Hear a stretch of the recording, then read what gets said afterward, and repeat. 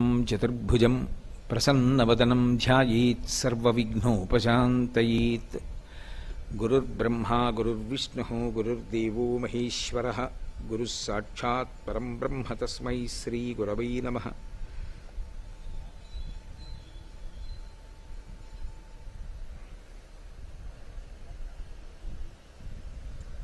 వ్యాసాయ విష్ణురూపాయ వ్యాసరూపాయ విష్ణవే నమో వై బ్రహ్మనిధయే వాసిష్ఠాయ నమో నమః. కూజంతం రామ రామేతి మధురం మధురాక్షరం ఆరుహ్య కవితాశాఖాం వందే వాల్మీకికోకిలం. శ్రుతిస్మృతిపురాణానాం ఆలయం కరుణాలయం నమామి భగవత్పాదశంకరం లోకశంకరం. వాగర్ధావివ సంపృక్తౌ వాగర్ధప్రతిపత్తయే జగతః పితరౌ వందే పార్వతీ పరమేశ్వరౌ. సూక్తిం సమగ్రయతున స్వయమేవ లక్ష్మీః శ్రీరంగరాజమహిషీ మధురైః కటాక్షైః వైదగ్ధ్యవర్ణగుణగుంభనగౌరవైర్యాం కండూలకర్ణకుహరాः కవయోధయంతి. హైమోర్ధ్వపుండ్రమజహన్మకుటం సునాసం మందస్మితం మకరకుండలచారుగండం బింబాధరం బహుళదీర్ఘకృపాకటాక్షం శ్రీవేంకటేశముఖమాత్మని సన్నిధత్తాం. విమలపటి కమలకుటి పుస్తకరుద్రాక్షసస్తహస్తపుటి కామాక్షి పక్ష్మలాక్షి కలిత విపంచి విభాసి వైరించి. మనోజవం మరుతతుల్యవేగం జితేంద్రియం బుద్ధిమతాం వరిష్టం. వాతాత్మజం వనరయూధముఖ్యం శ్రీరామదూతం శిరసా నమామి. ఆపదామపహర్తారం దాతారం సర్వసంపదాం లోకాభిరామం శ్రీరామం భూయో భూయో నమామ్యహం. సింధూరారుణ విగ్రహాం త్రినయనాం మాణిక్యమౌళిస్ఫురత్తారానాయకశేఖరాం స్మితముఖీం ఆపీనవక్షోరుహాం పాణిభ్యాం అళిపూర్ణరత్నచషకం రక్తోత్పలం బిభ్రతీం. సౌమ్యాం రత్నఘటస్థరక్తచరణాం ధ్యాయేత్ పరామంబికాం. హరి ఓం. పరమేశ్వర స్వరూపైన సభకి నమస్కారం. శారదా నవరాత్రులు అని ఆశ్వీజమాసంలో శుక్లపక్షంలో పాడ్యమి నుండి నవమి లగాయతూ చేసి విజయదశమి నాడు శాంతికర కళ్యాణంతో అమ్మవారికి సంబంధించినటువంటి ఉపాసనని నవరాత్రులుగా నిర్వహిస్తూ ఉంటాం. మనకి అనాదిగా వస్తున్నటువంటి ఆచారము ఇలా ఉండడానికి కారణమేమి అంటే, శారదా నవరాత్రుల కాలము ఏది ఉన్నదో అది ఒక సంవత్సరంగా కాలాన్ని ప్రమాణంగా తీసుకున్నప్పుడు ఈ సమయం బ్రహ్మముహూర్తం అవుతుంది. అంటే తెల్లవారుజాము వేళ. తెల్లవారుజాము వేళ తనంత తానుగా ఎలా పరమేశ్వరుని యొక్క ఉపాసనకి అత్యంత యోగ్యమైన కాలమో, అలాగే శారదా నవరాత్రుల కాలం కూడా భగవంతుని యొక్క ఉపాసనకి, ప్రత్యేకించి పరదేవత యొక్క ఉపాసనకి అత్యంత యోగ్యమైన కాలము. ఎందుచేత అంటే శక్తి తమోగుణ రజోగుణాల వైపుకి వెళ్ళిపోయినట్టయితే దాని వలన మనిషి అభ్యున్నతి పథంలో నడవలేడు. తమోగుణ రజోగుణాల వైపుకి వెళ్లకుండా సత్వగుణం వైపుకి ప్రయాణం చేస్తే మనుష్య జన్మ యొక్క సార్థక్యాన్ని పొందడానికి అవకాశం ఉంటుంది. మనిషి జన్మ యొక్క ప్రధాన ప్రయోజనం ఏమి అంటే భగవంతుణ్ణి పొందడమే. అలా భగవంతుణ్ణి పొందుట లేదా పొందడానికి కావలసినటువంటి జన్మ పరంపర తరిగిపోవుట, చాలా జన్మలు ఎత్తవలసిన అవసరం లేకుండా కనీసం జన్మల సంఖ్య తక్కువ కావాలి అంటే ఆ ఉపాసనలో భగవంతుడు మనకి ఏ శక్తినిచ్చాడో ఆ శక్తి సత్వగుణంతో ఉపయోగపడాలి అంటే దానికి ప్రారంభంలో అమ్మవారి యొక్క ఉపాసన చేత రజోగుణ తమోగుణాలు నశిస్తాయి అని. అందుకే ఆవిడ మహిషాసుర మర్దనం చేస్తుంది. అటువంటి తల్లిని ఈ కాలమునందు ఉపాసన చేస్తే ఆవిడ యొక్క అనుగ్రహం విశేషంగా ప్రసరించేటటువంటి కాలం ఈ కాలము. ఎందుచేత అంటే మళ్ళీ అంటున్నాను ఇంకొకసారి, ఒక రోజులో తెల్లవారుజాము కాలం ఎలా భగవదుపాసనకి అత్యంత యోగ్యమైన కాలమో, కాలంలో సంవత్సరాన్ని ఒక ప్రమాణంగా తీసుకున్నప్పుడు, ఒక రోజుగా భావన చేసినప్పుడు తెల్లవారుజాము కాలం లాంటిదే శారదా నవరాత్రుల కాలం. అందుకే అది ఉపాసనకి అత్యంత యోగ్యమైన కాలం. భగవతి అపారమైనటువంటి కరుణామయి, రెండు అపారమైనటువంటి శక్తివంతురాలు. మీరు ఏ శక్తి పేరు చెప్పండి, ఆ శక్తులన్నీ ఏదో ఒక శక్తిలోంచి ఉత్పన్నమై ఉంటాయి. దానిని ఆదిశక్తి అని పిలుస్తారు. ఇప్పుడు ఈ మైక్ గట్టిగా మాట్లాడాలన్నా విద్యుత్ శక్తి ఉండాలి, దీపాలు వెలగాలన్నా విద్యుత్ శక్తి ఉండాలి, పంఖాలు తిరగాలన్నా విద్యుత్ శక్తి ఉండాలి. ఇన్నిటికీ ఆధారభూతమైనటువంటి ఆ శక్తి ఒకటి ఉంటే ఈ ఉపకరణములన్నీ పనిచేస్తాయి. అలాగే ఆ తల్లి యొక్క అనుగ్రహము ఈ శరీరమునందు ఉంటే ఇది అనేక రకములుగా పనిచేస్తుంటుంది. అసలు దీనికి ఆకలిస్తోంది, ఇందులో పదార్థం అయిపోయింది కాబట్టి ఇంకా కొంత పదార్థం వెయ్యి అని చెప్పగలిగినటువంటి ప్రక్రియ ఒకటి నడవడం ఆరోగ్యం. అందుకే యాదేవి సర్వభూతేషు క్షుధారూపేణ సంస్థిత నమస్తస్యై నమస్తస్యై నమస్తస్యై నమో నమః. ఆ తల్లి ఆకలి రూపంలో శరీరంలో ఉండి నువ్వు తిన్నటువంటి పదార్థం పూర్తయిపోయింది కాబట్టి మళ్ళీ కొంత పదార్థాన్ని వెయ్యి అని అడుగుతుంది. వేసిన పదార్థాన్ని జీర్ణశక్తి అంటాం. జీర్ణం చెయ్యడానికి కావలసినటువంటి శక్తిగా ఆమెయే లోపల పొటమరిస్తుంది. ఒకడికి ఉపన్యాస శక్తిగా, ఒకరికి పాట పాడే శక్తిగా, ఒకరి యందు ఒక మంచి వాద్యాన్ని మ్రోగించగలిగినటువంటి శక్తిగా, ఒకరి యందు కార్యాన్ని దక్షతతో నిర్వహించగలిగినటువంటి శక్తిగా ఆవిడ ప్రచోదనమవుతుంది. ప్రచోదనమై ఆమె ఆయన చేత ఆ కార్యాన్ని సాధింపచేసి ఆయన ఆ కార్యాన్ని సాధించాడు అనేటటువంటి కీర్తిని కట్టపెడుతుంది. అందుకే యశస్విని అని పేరు. ఒక వ్యక్తి ఒక విషయంలో అపారమైనటువంటి కీర్తి పొంది ఉన్నాడనుకోండి, అలా కీర్తి దేని చేత పొందుతాడు అంటే పరదేవత ఆయన యందు ఒక విభూతిగా ప్రకటనమవుతుంది. ప్రకటనమై కీర్తిని ఆయనకి కట్టబడుతుంది. ఎందుకంటే ఆ శక్తి ఎవరికీ కనపడేది కాదు. ప్రకటనమైనప్పుడు మాత్రం ప్రజలందరి యందు ఆయనకున్నటువంటి ప్రత్యేకమైనటువంటి విభూతి అనుభవంలోకి వస్తుంది. ఒక నేదునూరి కృష్ణమూర్తి గారు వచ్చి ఒక అద్భుతమైన కచేరీ నిర్వహించారనుకోండి, మహానుభావుడు ఎన్ని సంవత్సరాలు సాధన చేస్తే ఇంత గొప్ప సంగీత విద్య నేర్చుకున్నాడు అని ఆయన నడిచి వెడుతూ ఉంటే మనందరం వంగి నమస్కారం చేస్తాం. ఆయన పేరు తలుచుకుంటే నమస్కారం చేస్తాం. ఇటువంటి విభూతిగా ఆయన యందు ప్రకటనమై నేదునూరి కృష్ణమూర్తి గారు అన్న పేరు వినపడేటప్పటికీ గొప్ప సంగీత విద్వాంసుడు. ఎంత సంగీత విద్వాంసుడో అటువంటి వైదికమైనటువంటి జీవన విధానం ఉన్నవారు అని మనం గౌరవించేటట్టు, ఆయన ఆ గౌరవం పొందడానికి అర్హుడైన వాడిగా ఉండేటట్టు నిలబెట్టగలిగినటువంటి శక్తిరూపిణి అమ్మవారు.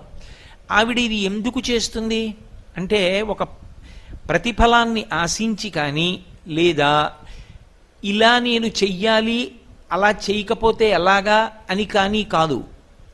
ఆవిడ రాశీభూతమైనటువంటి కారుణ్యం. అలాంటి శక్తి ఒకటి ఉన్నది అని తెలుసుకుని నమస్కారం చేస్తే చాలు, ఆవిడ ప్రసన్నురాలైపోతుంది. అసలు ఆ నమస్కారం మాత్రం ఎందుకు చేయాలండి? చేయకుండానే ఆవిడ ప్రసన్నురాలు కావచ్చుగా. అంటే మనుష్య జన్మకి బుద్ధి ఒకటి ఇచ్చాడుగా ఈశ్వరుడు. బుద్ధి చేత శాస్త్రాన్ని గురువుని గ్రహించాలిగా.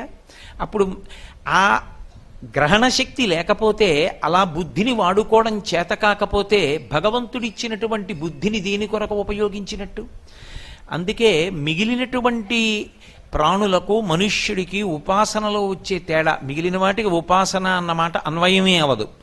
ప్రధానమైనటువంటి వ్యత్యాసము జీవన విధానంలో ఎక్కడొస్తుంది అంటే, మనుష్యుడు తన యొక్క బుద్ధి చేత శ్రద్ధని అలవాటు చేసుకుని మన కంటికి కనపడకపోయినా ఏదో ఒక గొప్ప శక్తి ఒకటి ఉంది, ఆ శక్తి వీటన్నిటినీ కదుపుతోంది. ఇలా ఆ కదలికలు లేకపోవడమే శవమైపోవడం, ఆ కదలికలన్నీ కలిగి ఉండడమే శివం. ఈ భూమి కదులుతోంది కాబట్టి ప్రాణిజాతం నిలబడింది, భూమి తన చుట్టూ తాను తిరుగుతూ.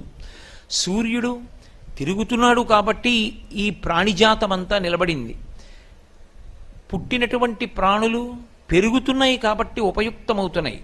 మళ్ళీ ప్రాణులు పడిపోతున్నాయి కాబట్టి కొత్త ప్రాణులు పుడితే ఈ భూమి మీద అవకాశం కలుగుతోంది. ఈ కదలికలను, ఈ పరిణామములను తీసుకున్నటువంటి శక్తి, తీసుకొస్తున్నటువంటి శక్తి వేరొకటి ఉంది.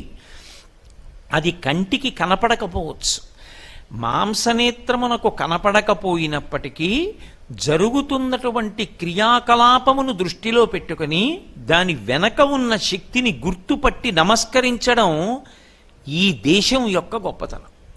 అది వైదికమైనటువంటి లక్షణము అన్న మాటకు అర్థం ఏమిటంటే, ఏది కంటికి కనపడదో అది ఒకటి ఉన్నదని, అది దీన్నంతటినీ తిప్పుతోందని, అదే నే చేస్తున్న పనులని నాకిచ్చిన శక్తిని కూడా నేను ఎలా ఉపయోగిస్తున్నానన్న విషయాన్ని గమనిస్తుందని, గమనించి ఉత్తరోత్తర నన్ను ఏం చెయ్యాలి అన్నది నిర్ణయం చేస్తుందని దృష్టిలో పెట్టుకుని జాగరూకుడై అమ్మవారిచ్చినటువంటి శక్తిని వినయంతో ఎవడు ఉపయోగించాడో అలా ఉపయోగించేటటువంటి క్రమమునకు భక్తి అని పేరు.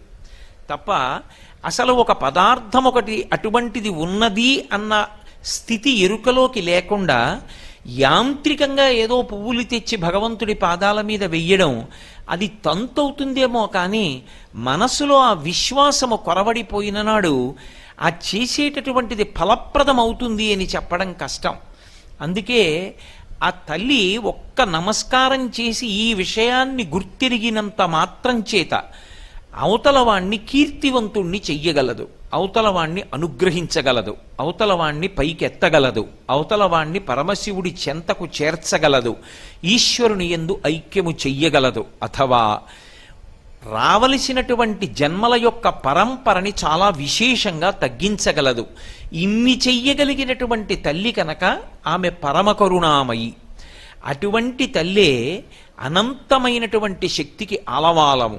ఆవిడ యొక్క శక్తిని కొలవడం ఎవరికీ సాధ్యం కాదు. అందుకే శ్రీమాత అని ప్రారంభం లలితా సహస్రనామం. ఆవిడ శక్తి ఎంత అంటే కొలవడానికి ఇంకా ఏమీ ప్రమాణం ఉండదు లోకంలో. అంతటి అపారమైనటువంటి శక్తివంతురాలు ఆవిడ. కేవలం శక్తివంతురాలే కాదు, నేను మీతో మనవి చేసినట్లుగా అపారమైనటువంటి దయాదాక్షిణ్యములు కలిగినటువంటి తల్లి కనుక మనందరి యొక్క అభ్యున్నతి కొరకు ఆమె కారణమవుతూ ఉంటుంది. ఇవే ఆవిడ నామాలుగా ప్రకాశించాయి. నామము అని నేను అన్నప్పుడు గుర్తుపట్టడానికి తల్లిదండ్రులు పెట్టినటువంటి లౌకికమైన ఒక పేరు అని అనుకోకూడదు. ఇప్పుడు ఈ కోటేశ్వరరావు అనబడేటటువంటి శరీరం ఒకటి ఉంది, దీనికి లౌకిక నామము అంటారు. అంటే తల్లిదండ్రులు ఒక పేరు ఉంచారు. ఎందుకని అంటే ఎంతమందిలో ఉన్నా పిలిస్తే ఆ పేరుతో తాదాత్మ్యత పొందడానికి, ఆ పేరు చేత గుర్తింపబడడానికి వీలుగా ఒక పేరు ఉంచుతారు. అది లౌకికమైనటువంటి నామం. కానీ భగవంతుడికి వచ్చేటటువంటి నామాలు అలా రావు. ఆయనవి గౌణములు. గౌణములు అంటే ఆయన యొక్క గుణములను ఆవిష్కరిస్తాయి. ఆయన అనండి, ఆవిడ అనండి, భగవత్ తత్వమునందు లింగభేదమునకు అవకాశం ఉండదు. స్త్రీ పురుష నపుంసక మూర్తియును కాక, తిర్య కమర నరాది మూర్తియును కాక, కర్మ గుణ భేద సదసత్ప్రకాశి కాక, వెనుక నందియుతానగు విభుతలంతు అంటారు పోతన గారు భాగవతంలో. అది ఒక కాంతి స్వరూపం. దాన్ని మీరు ఏ పేరు పెట్టి పిలవండి పలుకుతుంది. అందుకే దానికి లింగభేదం ఉండదు ఆ భగవత్ శక్తికి, ఆ భగవత్ తత్వానికి. అటువంటి భగవత్ తత్వము ఏదైతే ఉందో అది ఉదారమై అపారమైనటువంటి ఉద్ధరణ హేతువులైనటువంటి కొన్ని గుణములను ప్రకటనం చేస్తూ ఉంటుంది. భక్తులను ఉద్ధరించడానికి కొన్ని గుణాలు బయటికి వస్తూ ఉంటాయి. ఆయా గుణములు భగవత్తత్వము నుండి ప్రకాశించినప్పుడు ఆయా పేర్లతో పిలవబడుతుంది. అంతేకాని అది ఆవిడ పేరు అని అనుకోకూడదు. నేను మీకు ఒక ఉదాహరణ చూపించాలి అంటే, అమ్మవారిని పిలిచేటప్పుడు శర్వాణి అని ఒక పేరుతో పిలుస్తాం. పరమమంగళప్రదమైనటువంటి పేర్లలో ఒక పేరు శర్వాణి అనబడేటటువంటి నామం. ఎవరు శర్వాణి? శర్వుని భార్య ఎవరో ఆమెకి శర్వాణి అని పేరు. ఎవరు శర్వుడు? శర్వుడు అన్న మాట విష్ణు సహస్రనామ స్తోత్రంలోనూ ఉంటుంది, పరమశివుడికి ఉంటుంది. శివుని యొక్క అష్టమూర్తి తత్వంలో శర్వ అని ఒక నామం. భవాయ దేవాయ నమః, ఈశానాయ దేవాయ నమః, పశుపతయే దేవాయ నమః, రుద్రాయ దేవాయ నమః, ఉగ్రాయ దేవాయ నమః, భీమాయ దేవాయ నమః, మహతే దేవాయ నమః, శర్వాయ దేవాయ నమః అని క్షితిస్వరూపుడై ఉంటాడు. ఈ భూమికంతటికీ కూడా శివస్వరూపమని పేరు. అందుకే కాంచీపురంలో పృథివీలింగ స్వరూపంలో ఉంటాడు. పృథివీలింగ స్వరూపంలో ఉంటాడు కనుక ఆయనకి అభిషేకం నీటితో చెయ్యరు, కరిగిపోతుంది. కాబట్టి లింగం కాంచీపురంలో ఉన్నటువంటి పృథివీలింగానికి అభిషేకం మాత్రం కేవలం మల్లె నూనెతో మాత్రమే చేస్తారు. అటువంటి పృథివీ స్వరూపం పరమేశ్వరుడైతే అమ్మవారు ఎప్పుడూ ఆయనతో కలిసే ఉంటుంది తప్ప ఆయన నుంచి విడివడి ఉండదు. అవి రెండూ కలిసి ఉంటాయి. అమ్మవారు అయ్యవారితో కలిసి ఉంటుంది అన్న మాటని మీరు బహుజాగ్రత్తగా గమనించాలి. కలిసి ఉంటుంది అంటే రెండుగా ఉండి ఒకటైనది కాదు, ఒకటిగా ఉండి రెండు కానిది అని అర్థం చేసుకోవాలి. ఒక ఉదాహరణకి నేను పాలు అన్నాను అనుకోండి, పాలకి తెలుపు ఎప్పుడు వచ్చింది ఆ ప్రశ్న ఉండదు. పాలంటేనే తెలుపు, పాలు తెల్లగా అయినవి ఉండదు. పాలు అన్నప్పుడే తెల్లగా ఉన్నాయి. పాల నుండి తెలుపుని విడదీయగలవా? సాధ్యం కాదు. దీపము, దీపములకు కాంతి ఎప్పుడు వచ్చింది? ఆ ప్రశ్న ఉండదు. దీపము అన్నప్పుడే అగ్ని శిఖ కాంతి కలిసి ఉన్నాయి. ఇప్పుడు దీపము నుండి కాంతిని వేరు చెయ్యగలవా? చెయ్యలేవు. వజ్రము అని నేను అన్నాను అనుకోండి, వజ్రము యొక్క కాఠిన్యము, ఈ రెండు వేరువేరు కావు. వజ్రము కాఠిన్యాన్ని ఎప్పుడో సంతరించుకోవడం కాదు, వజ్రం ఎప్పుడుందో కాఠిన్యం అప్పుడే ఉంది. వజ్రము నుండి వజ్రము యొక్క కాఠిన్యాన్ని వేరు చేయగలవా? చేయలేవు. వజ్రం వజ్రేన భిన్నయేత్, వజ్రము చేతనే బదలవుతుంది. కాబట్టి అవి రెండూ ఎప్పుడూ కలిసి ఉంటాయి. అలా కలిసి ఉంటేనే లోకమునకు ఉపయోగము, లేకపోతే దానికి ఉపయోగం ఉండదు. దానినే శివశక్తులు కలిసి ఉండుట అని పిలుస్తారు. మీకు ఇంకా బాగా అర్థమయ్యేటట్టు చెప్పాలి అంటే అవి రెండూ ఎప్పుడు కలిశాయన్న మాట రాదు. రెండుగా ఉండి ఒకటి కానిది, ఒకటి రెండుగా చేయబడనిది. ఇంకొకలా మాట్లాడాలంటే అసలు అలా రెండూ కలిసి ఉండకపోతే ఉపయోగము కానిది. అది శివం. ఒక కారు ఉంది, దానికి హార్స్ పవర్ లేదు, అది పరిగెత్తదు. ఏమిటి ఉపయోగం? ఇప్పుడు దాన్ని కారు అని ఎవరన్నా పిలుస్తారా? దాన్ని ఎవరన్నా వాడుకుంటారా? అది పేరుకి కారు, అది ఎందుకు పనికిరాదండి అంటారు. ఆ వస్తువునకు ప్రయోజనము దానికి ఉండవలసినటువంటి శక్తితో కలిసి ఉంటే, అందుకనే హార్స్ పవర్ అంటాడు, ఆశ్విక శక్తి. ఆ కారు యొక్క పరిగెత్తగలిగిన శక్తి కారు అభిన్నము, రెండూ ఒకటే. కారు నుండి పరిగెత్తే శక్తి నువ్వు బయటికి రా అంటే రాదు. కోటేశ్వరరావు యొక్క ప్రవచన శక్తి అభేదం, రెండూ కలిసే ఉంటాయి. కోటేశ్వరరావు ఇక్కడికి రాకుండా కోటేశ్వరరావు ప్రవచన శక్తిని పంపిస్తానడం సాధ్యం కాదు. ఆయన వస్తేనే ఆయన ప్రవచన శక్తి ఆయనతో వస్తుంది. అందుకే అవి రెండూ కలిసి ఉండి ఉపయుక్తములవుతూ ఉంటాయి తప్ప అసలు అవి రెండుగా ఉండి ఒకటి కానివి, ఒకటై ఉండి రెండుగా చేయబడనివి, రెండు కలిసి ఎప్పుడూ ఒకటిగా ఉండి ఉపయుక్తమైనవి అవి శివశక్తులు. ఇప్పుడు అటువంటిది కాబట్టే మళ్ళీ కలిసిపోయినప్పుడు ఇక శివశక్తులని రెండుండవు, శివా అయిపోతుంది. శివ పరమశివుడు, శివా అమ్మవారు. ఇంకా మళ్ళీ వేరు పేరు ఉండదు. ఆ పేరులో దీర్ఘం చేతనే ఇద్దరు కలిసిపోయి ఉండిపోతారంతే. అలా ఉంటేనే ఉపయుక్తము. ఇప్పుడు నేను శర్వ క్షితిస్వరూపుడైనటువంటి పరమశివుడు అన్నాను అనుకోండి, అమ్మవారు అందులో ఎక్కడుందండి అని ప్రత్యేకం పేరు ఉండదు. శర్వాణి, శర్వుని భార్య శర్వాణి. పరమశివుడు భూమిగా ఉన్నాడు అన్నప్పుడు పరమశివుడు భూమిగా ఏం చేశాడో అదే అమ్మవారు. లేదు, ఇంకా మీకు బాగా అర్థమయ్యేట్టు చెప్పాలంటే కారు యొక్క పరిగెత్తగలిగిన శక్తి, అమ్మవారిని శక్తిగా చెప్తాం. కాబట్టి ఈ భూమిగా ఉందనుకోండి, ఈ భూమి ఉంటే ఏమిటి ప్రయోజనాలు, ఈ భూమి ఉంటే ఏవి ప్రయోజనాలు అని చెప్పబడతాయో అవన్నీ అమ్మవారు. ఇది ఋషి యొక్క దర్శనం. ఇది భారతీయ దర్శనము అని పిలుస్తారు. భారతీయ దృక్పథంలో ఏం చేస్తారంటే దీన్ని విజ్ఞాన శాస్త్రము చేత వేరు చేసి ఇలా ఈ శక్తి తనంత తాను ఉంది తప్ప దీనికి వెనక ఎవరో లేరని అనరు. ఉన్నాడు, వాడు మాంసనేత్రమునకు కనపడడు. అది ఋషి యొక్క దర్శనము. అందుకే భారతమాత అన్నారనుకోండి, ఏదో పెన్ను పట్టుకుని ఇలా గీస్తే వచ్చినది కాదు. వందే మాతరం సుజలాం సుఫలాం మలయజ శీతలాం సస్యశ్యామలాం వందే మాతరం. అందుకని బకించంద్ర చటర్జీ ఋషి అయ్యాడు. ఎందుచేత ఋషి అంటే వందే మాతరం భరతమాత. ఈ దేశమునందు అంతర్లీనముగా ఒక మాతృశక్తి ఉన్నది. ఆమె బిడ్డలం మనందరం భారతీయులం. ఆ తల్లి బిడ్డలం అన్న భావన కలిపింది, అది ఋషి భావన. అది ఇంకా విస్తృతి పొందితే శంకర భగవత్పాదులు మాతా చ పార్వతీదేవి పితాదేవో మహేశ్వర బాంధవా శివభక్తాశ్చ స్వదేశో భువనత్రయం. 3 లోకములు మేమే, అన్నదమ్ములమే, అక్క చెల్లెళ్ళమే. పార్వతీ పరమేశ్వరులు మా తల్లిదండ్రులు. దేశభక్తి అన్న దగ్గరికి వచ్చేటప్పటికి ఏ దేశమునందు నువ్వు ఉన్నావో ఆమె దేశమాత, భూమాత, గోమాత, లోకమాత, జనకమాత. అమ్మ శబ్దంతో సంకేతించి మనం బిడ్డలం. అమ్మ అన్నంత చేరిక ఇంకెవరి విషయంలో ఉండదు. కాబట్టి నాన్నగారి దగ్గరైనా కొంత పరిమితి, భయం ఉంటాయేమో, అమ్మ దగ్గర ఆ మాట ఉండదు. అమ్మ అంటేనే నా అభిసంబంధం, హృదయ సంబంధం. అటువంటి సంబంధం ఉంది కాబట్టి అమ్మా అని పిలిచారు. పిలిచి దేశాన్ని గౌరవించాడు బకించంద్ర చటర్జీ. అలా భూమి అంటే భూమికి ఏ శక్తులున్నాయో ఆ శక్తుల్ని కేవలంగా ఏదో పదార్థ శక్తిగా మాత్రమే గుర్తించకుండా అవి పరదేవత యొక్క అనుగ్రహములు అని, ఈ మాంసనేత్రమునకు ఏవి కనపడతాయో అవి కాకుండా ఇంకా ఇంకా అసలు నేత్రమునకు కనపడనివి, ఋషికి మాత్రమే భగవంతుని యొక్క అనుగ్రహము చేత సమాధి స్థితి యందు వినబడినవి మంత్ర రూపంలో వేదంలో ఋషులు ఇచ్చారు.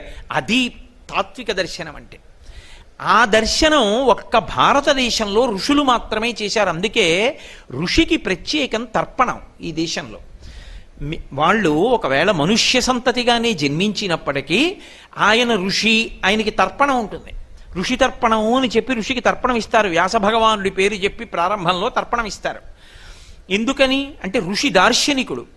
భగవంతుడు చెప్పిన మాటలు, వేదమంత్రాలు ఎవరూ వ్రాయలేదు, ఆయన సమాధిలో ఉండగా ఆయనకి వినపడ్డాయి ఋషికి. ఎవరు విన్నాడో ఆయన ఏం చేశాడంటే శృతి, తన చెవితో స్వరంతో వినపడిన మంత్రాన్ని తన శిష్యుడికి చెప్పాడు.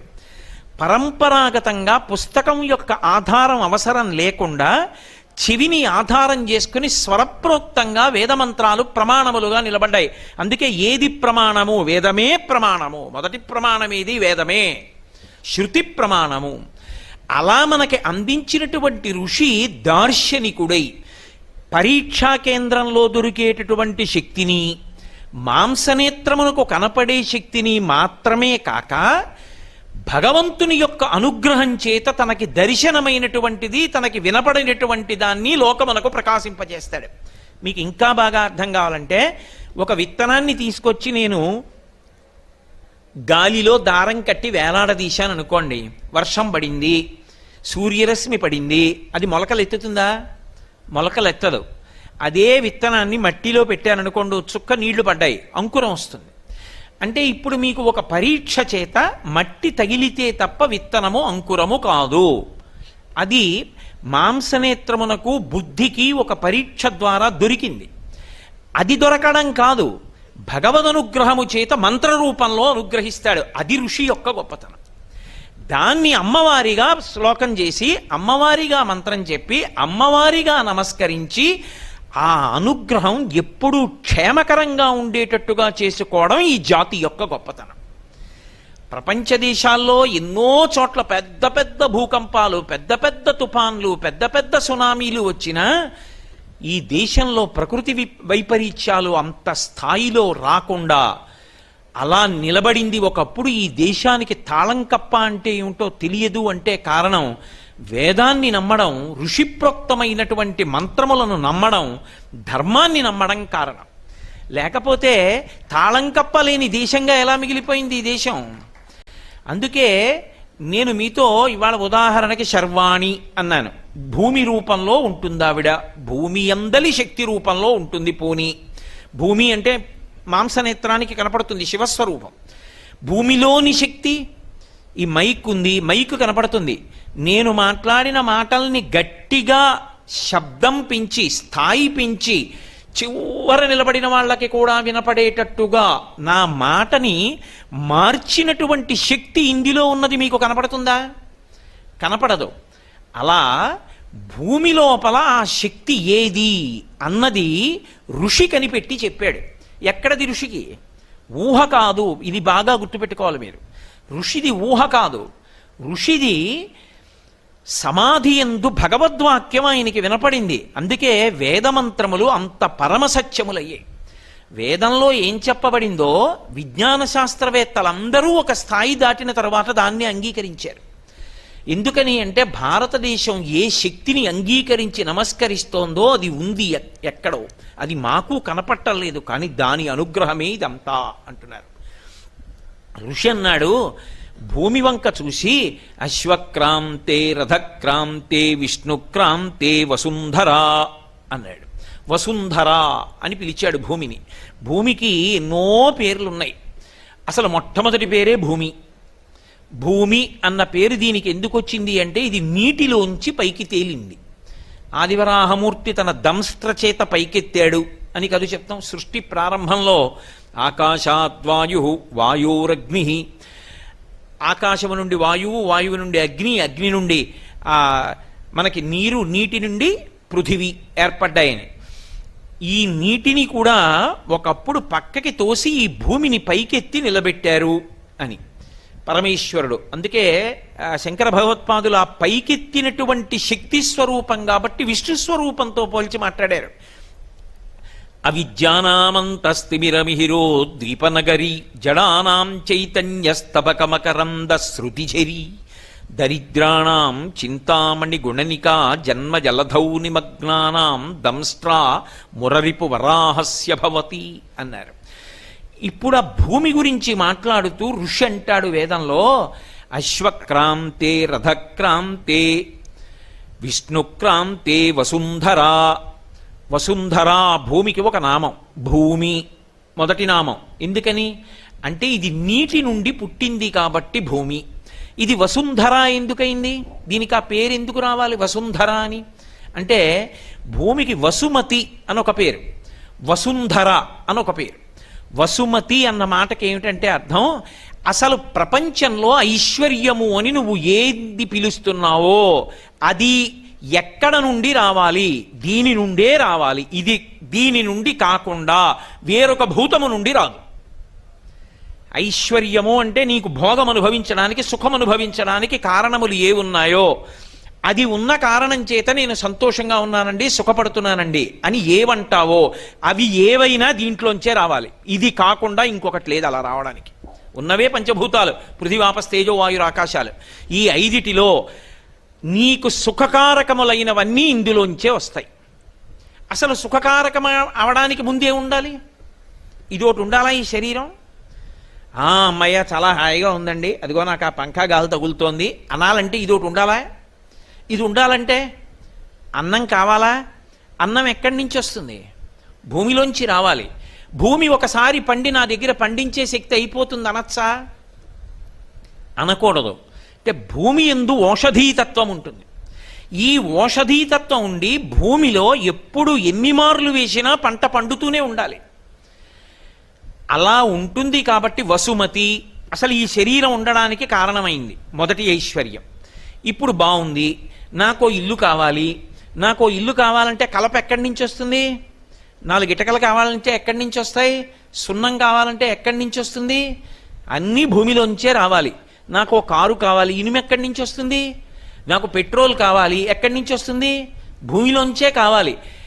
ఇవన్నీ ఒకెత్తు. ఈ భూమి అచల, ఇది కదిలిందనుకోండి ఈ ఐశ్వర్యాలన్నీ పోతాయి. అది ఇంకోటి ఏమీ చేయక్కర్లేదు. ఆవిడ కదిలిందనుకోండి అయిపోయిందంతే. కోట్ల మంది దీపపు పురుగులు పడిపోయినట్టు పడిపోతారు. అందుకని విష్ణు శక్తితో ఆమె స్థితిక శక్తిగా కదలకుండా ఉంటుంది.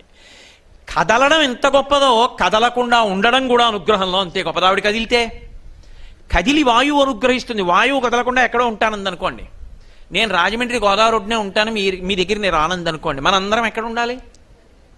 రాజమండ్రి గోదావరి రోడ్డుకి వెళ్ళాలి. ఎంతమంది గోదావరి రోడ్డు నుంచి ఉంటాం? ఎంతమంది పడిపోతాం అప్పుడు? కాబట్టి వాయువు కదిలేట్టు చేసి బతికించింది, భూమి కదలకుండా చేసేట్టు చేసి బతికించింది. ఇది నీకు కనపడుతుందా? ఋషి దైవవాక్కుగా విన్నాడు. అది భారతీయ తత్వం, అది అమ్మవారంటే. ఇప్పుడు అమ్మవారు ఎక్కడ కనపడాలి? ఈ భూమి కదలకుండా ఉండడంలో నా బ్రతుకులో అమ్మవారుంది, నా కడుపులో ఆకలిలో అమ్మవారుంది, నా దాహంలో అమ్మవారుంది, నా మాటలో అమ్మవారుంది, నా చూపులో అమ్మవారుంది, నా కదలికలలో అమ్మవారుంది, నా సమాధిలో అంటే నేను కదలకుండా కూర్చున్న ధ్యాన స్థితిలో అమ్మవారుంది. అమ్మవారు కానిదేది ఉంది ఇప్పుడు? ఆవిడ అనుగ్రహం సత్వగుణం వైపుకి వెళ్ళకపోతే ఈ కదలికలన్నీ తప్పుడు మార్గంలోకి వెళ్ళిపోతాయి. నువ్వు పాడవుతావు, 10 మంది పాడవుతారు, అశాంతికి కారణమవుతాడు. ఇది అమ్మా నాకు ఇచ్చిన శక్తులు సక్రమ మార్గంలో పెట్టు. ఇందుకు అమ్మవారి ఆరాధనలు. ప్రకృతి నుండి జీవుడి వరకు ఆవిడే కదపాలి సక్రమంగా. ప్రకృతి విలయతాండవం చేసిందనుకోండి, ఉండవలసినట్టు ఉండకుండా మారిందనుకోండి ప్రకృతి, అదే విలయం. గాలి ప్రసన్నంగా కదిలిందనుకోండి సుఖకారకం. వాయు ప్రాణ సుఖం వాయు. వాల్మీకి మహర్షి రామాయణం చేస్తూ అంటారు, అసలు ఉన్నాడు వాయువే. యావత్ పవనో నివసతి దేహే తావత్ పృచ్చతి కుశలంగేహే గతపతి వాయో దేహాపాయే భార్యాభిభ్యతి తస్మిన్ కాయే. ఊపిరి తీసి ఊపిరి విదిలి పెడితే ఉన్నాడు ఉన్నాడంటారు. ఆ గాలి తీకపోతే వెళ్ళిపోయాడంటారు. ఆ గాలి చక్కగా మెల్లగా వీస్తే సుఖకారకం. ఆ గాలి విపరీతమైన వేగంతో వేస్తే ప్రభంజనం అంటే విరగొట్టేస్తుంది.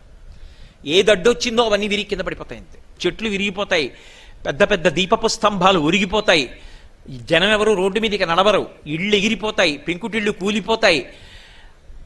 ఏమైంది? నష్టం జరిగింది. అదే మామూలుగా చక్కగా వీచింది గాలి, అందరూ సుఖంగా ఉన్నారు. ఇప్పుడు అది ఎంత వేగంతో ఉండాలో అలాగే ఉండాలి అంటే ఆ కదలికల వెనక ఉన్న శక్తి పట్ల నీకొక కృతజ్ఞత ఉండాలి. అది ఋషివాక్యం.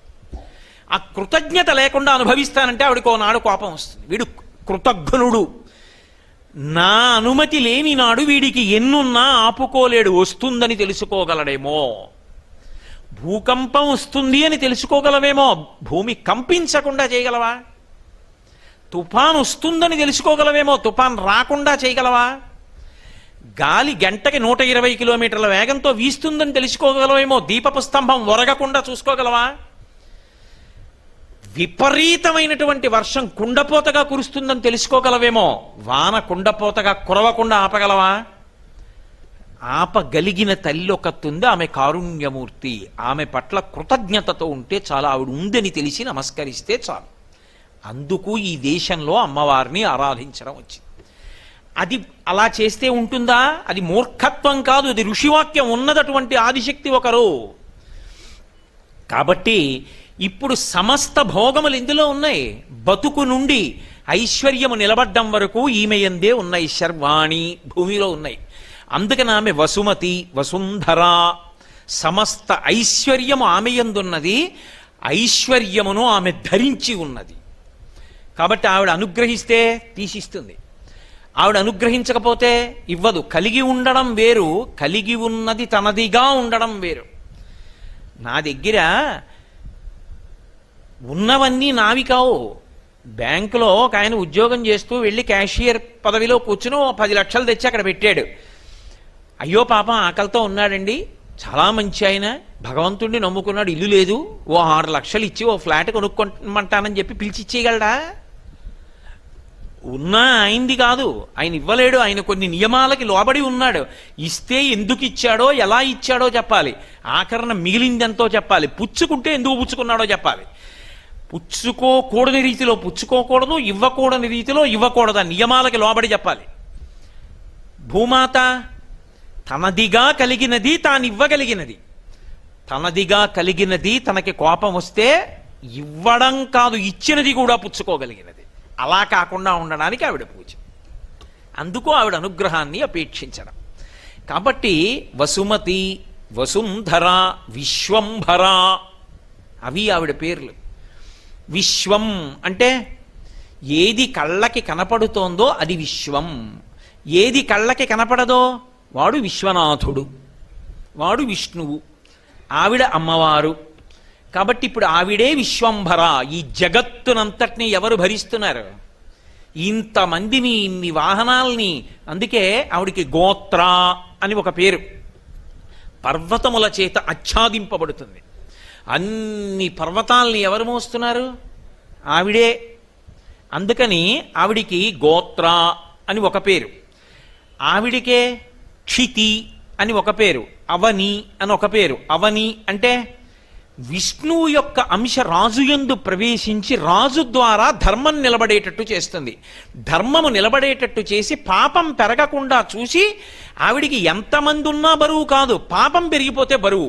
పాపము పెరగకుండా విష్ణువే రాజు రూపంలో వచ్చి పరిపాలన చేస్తుంటాడు. అందుకే నా విష్ణు పృథివీపతి, విష్ణువాంశ లేకపోతే పృథివీపతి కాలేడు. ఇన్ని ఐశ్వర్యాలు ఆవిడిచ్చేటట్టుగా చేసినవాడు పృథు చక్రవర్తి. అందుకని ఆయన పేరు మీద పృథ్వీ.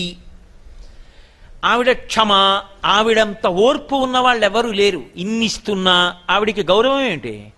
కాళ్ళు పెట్టి ఆవిడ మీద నడుస్తాం.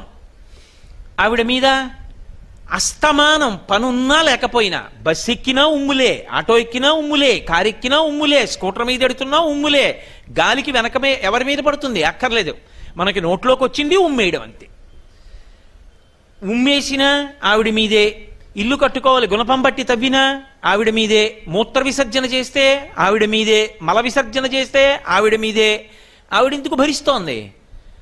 పసితనంలో తెలియక అమ్మ ఒళ్ళో మలమూత్ర విసర్జన చేసినా సరే పాపం వీడు పిల్లవాడు, ఇంతకన్నా వీడికి శక్తి లేదని కారుణ్యంతో కాపాడినటువంటి అమ్మ యొక్క విశాల హృదయం ఎలా ఉంటుందో అలా, అయ్యో వీడికి ఇంతకన్నా దిక్కు లేదని కాలు పెట్టి నడుస్తున్నా, ఇన్ని తప్పు పనులు చేస్తున్నా ఆవిడ తప్పులంటలేదు నా బిడ్డలని ఓర్పుతో నిలబడుతోంది. కాబట్టి క్షమా క్షితి. ఆ తల్లికే జ్యా అని ఒక పేరు. జ్యా అంటే నీ మాంసనేత్రానికి ఎన్ని భూతాలు కనపడుతున్నాయో, ఎన్ని ప్రాణులు కనపడుతున్నాయో అవన్నీ చివరికి ఇందులోకే వెళ్ళాలి. ఇంకొకటి లేదు వెళ్ళడానికి.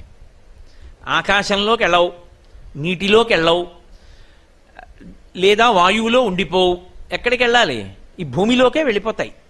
ఈ భూమి స్వరూపమంతా ఏమిటంటే ఎన్ని సంవత్సరముల నుండి, ఎన్ని వేల సంవత్సరముల నుండి ఎన్ని ప్రాణులు ఇందులోకి వెళ్ళిపోయాయో. దుర్వాసన లేకుండా, ఆనవాలు లేకుండా, భయపడవలసిన అవసరం లేకుండా తనలోకి కలుపుకుంటుంది ఇన్నిటిని. జ్యా, ఆవిడలోంచే మళ్ళీ పుడుతుంది మంగళప్రదంగా ప్రాణి.